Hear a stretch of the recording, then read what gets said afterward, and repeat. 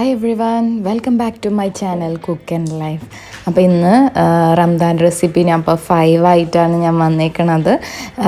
ഇന്നും മുൻപത്തെ പോലെ തന്നെ നല്ല അടിപൊളി സ്നാക്കാണ്, എഗ് കബാബാണ് നമ്മളിന്ന് ചെയ്യാൻ പോണത്. അപ്പോൾ നമുക്ക് നോക്കാം എങ്ങനെയാണ് ഉണ്ടാക്കണമെന്ന്.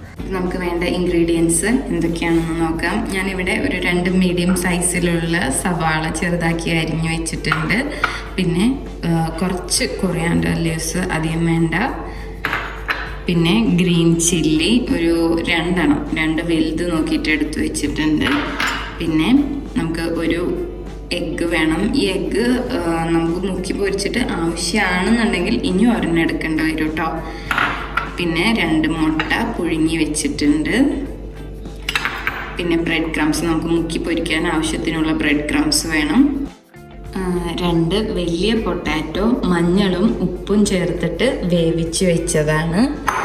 പിന്നെ അതുപോലെ നമുക്ക് സ്പൈസ് പൗഡേഴ്സായ ഗരം മസാല 1 ടീസ്പൂൺ എടുക്കണം. പിന്നെ ഒരു 1/2 ടീസ്പൂൺ കുരുമുളക് പൊടി, പിന്നെ ആവശ്യത്തിന് ഉപ്പ്. പിന്നെ നമുക്ക് വേണ്ട ഇൻഗ്രീഡിയൻ്റ് എന്താണെന്ന് വെച്ചാൽ നമുക്ക് കുറച്ച് സൺഫ്ലവർ ഓയിൽ വേണം, നമുക്ക് മസാല ഉണ്ടാക്കാനും അതുപോലെ പൊരിക്കാനും. നമ്മളൊരു ഫ്രൈ പാൻ വെച്ച് ഇതിലോട്ട് ആവശ്യത്തിനുള്ള കുറച്ച് എണ്ണ, അധികം എണ്ണ ഒഴിക്കേണ്ട, ഞാനിവിടെ ഒരു 2 ടേബിൾ സ്പൂൺ എണ്ണ ഒഴിച്ചിട്ടുള്ളൂ. കാരണം എന്താ വെച്ചാൽ അധികം എണ്ണ ഒഴിച്ച് കഴിഞ്ഞിട്ടുണ്ടെങ്കിൽ നമുക്ക് നമ്മളെ കബാബ് ഉണ്ടാക്കുമ്പോൾ കയ്യിലും എണ്ണ വരും, പിന്നെ അതുപോലെ പൊരിച്ചെടുക്കുമ്പോഴും ആകെ എണ്ണയാവും. അപ്പോൾ നമുക്കിതൊന്ന് ചൂടാവുന്ന വരെ വെയിറ്റ് ചെയ്യാം. എണ്ണ ചൂടാവുമ്പോൾ നമുക്ക് നമ്മൾ അരിഞ്ഞു വെച്ചേക്കുന്ന സവാള ഇട്ടിട്ട് നന്നായിട്ട് വഴറ്റിയെടുക്കാം. സവാള നന്നായിട്ട് വഴഞ്ഞതിന് ശേഷം നമുക്കിതിലോട്ട് 1 ടീസ്പൂൺ, അതായത് കുഞ്ഞ് ടീസ്പൂൺ നോക്കിയിട്ട് എടുത്താൽ മതി കേട്ടോ, 1 ടീസ്പൂൺ ജിഞ്ചർ ഗാർലിക് പേസ്റ്റ്, അതുപോലെ നമ്മൾ അരിഞ്ഞ് വെച്ചേക്കുന്ന ഗ്രീൻ ചില്ലി ഇതിലോട്ട് ആഡ് ചെയ്ത് കൊടുക്കാം.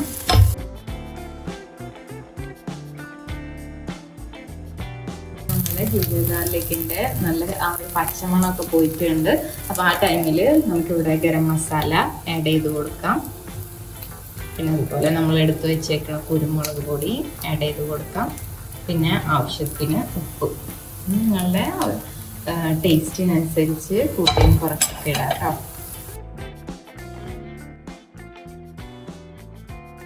നമുക്കിതിലോട്ട് ഉരുളൻകിഴങ്ങ് ചേർത്ത് കൊടുക്കാം. അതുപോലെ തന്നെ കൊറിയാൻഡർ ലീവ്സ് ഇട്ട് കൊടുത്ത് നന്നായിട്ട് ഇളക്കി കൊടുക്കാം.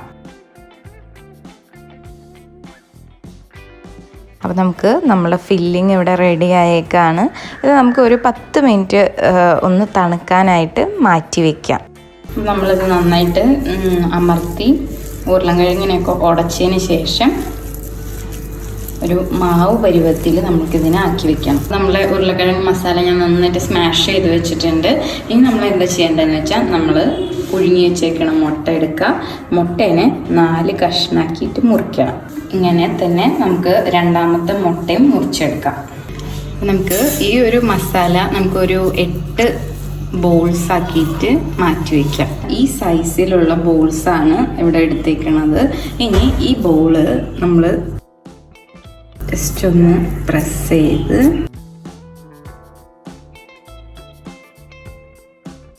ഇതിൻ്റെ സെൻറ്ററിലായിട്ട് നമ്മൾ മുറിച്ച് വെച്ചേക്കണം മുട്ടയുടെ പീസ് വെച്ച് കൊടുക്കാം. ഈ മുട്ടനെ ഒന്ന് കവർ ചെയ്തെടുക്കാം.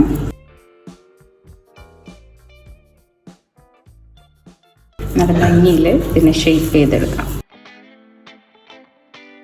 ഭംഗിയിൽ ഈ ഒരു ഷേപ്പിൽ നമുക്ക് എല്ലാതും ആക്കി വയ്ക്കാം. നമ്മളിവിടെ ഷേപ്പ് ചെയ്ത് വെച്ചിട്ടുണ്ട്. ഇനി നമ്മൾ മുട്ട ജസ്റ്റ് ഒന്ന് ബീറ്റ് ചെയ്തിട്ട് നമ്മളുടെ ഓരോ ബോളും മുട്ടയിൽ മുക്കി നമ്മൾ എടുത്തു വെച്ചേക്കുന്ന ബ്രെഡ് ക്രംസിലോട്ട് ഇട്ട് കൊടുക്കാം. നമ്മളിതിനെ കോട്ട് ചെയ്തെടുക്കാം.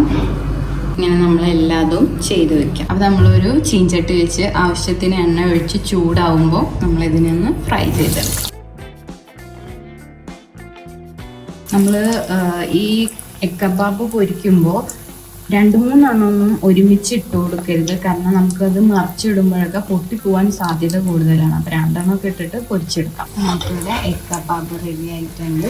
ഈ ഒരു കളറാവുമ്പോൾ നമുക്ക് കോരിയെടുക്കാം. അപ്പോൾ നമ്മളുടെ എഗ് കബാബിൻ്റെ റെസിപ്പി എല്ലാവർക്കും ഇഷ്ടപ്പെട്ടു എന്ന് വിശ്വസിക്കുകയാണ്. എല്ലാവരും ട്രൈ ചെയ്ത് നോക്കുക. അതുപോലെ തന്നെ നമ്മളെ ചാനലിൽ ഇനി സബ്സ്ക്രൈബ് ചെയ്യാത്തവർ സബ്സ്ക്രൈബ് ചെയ്യുക. അപ്പോൾ ഇനിയും നല്ല നല്ല റെസിപ്പിയുമായിട്ട് നമുക്ക് നാളെ കാണാം. Till then take care. By.